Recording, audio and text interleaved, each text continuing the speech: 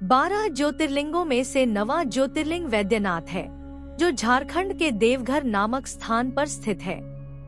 इससे जुड़ी कथा शिव पुराण के कोटिरुद्र संहिता में वर्णित है। इस ज्योतिर्लिंग के स्थान विवादास्पद है।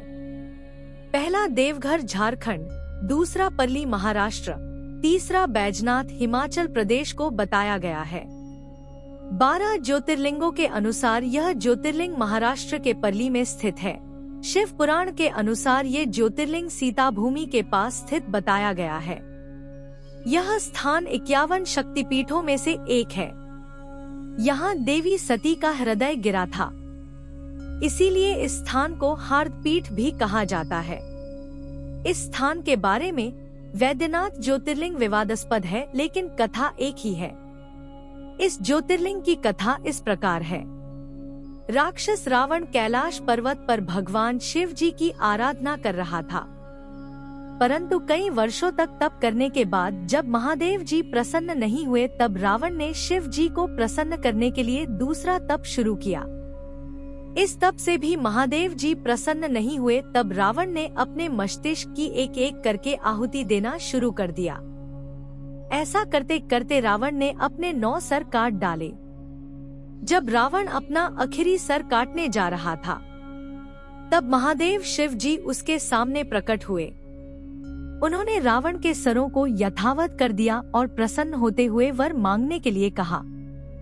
रावण ने शिव जी से सबसे ज्यादा बलशाली होने का वर मांगा।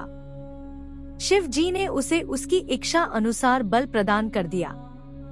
रावण अत्यंत खुश हुआ और शिव जी के सम्मुख नतमस्तक हुआ, बोला कि आप मेरे साथ लंका चलिए।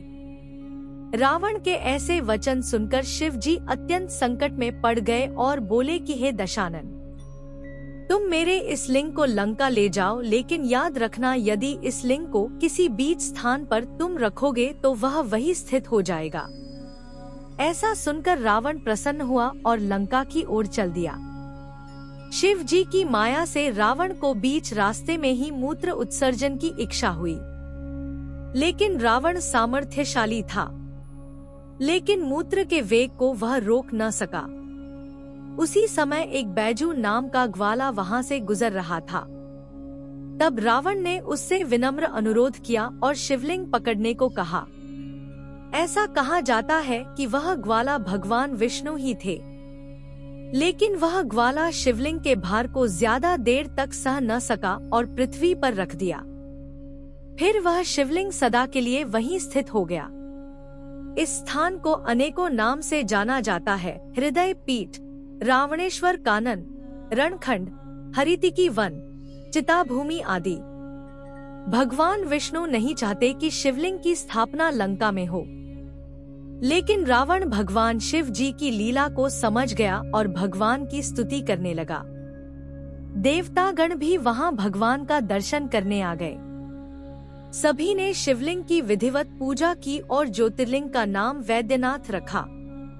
इसके बाद रावण प्रसन्न मन से लंका को चला गया, लेकिन सभी देवतागण सोचने लगे कि भगवान शिव जी से मिले वरदान से यह राक्षस न जाने क्या अनर्थ करेगा। देवताओं ने नारद जी को रावण के पास भेजा।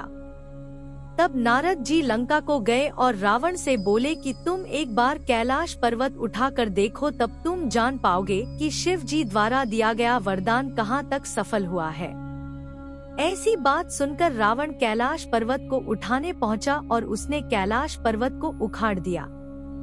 उस समय शिव जी वहाँ निवास कर रहे थे और क्रोधित होकर उन्होंने रावण को श्राप दे दिया कि अपनी शक्ति पर घमंड करने वाले दुष्ट रावण, तेरा अंत करने वाला इस धरती पर शीघ्र अवतरित होगा।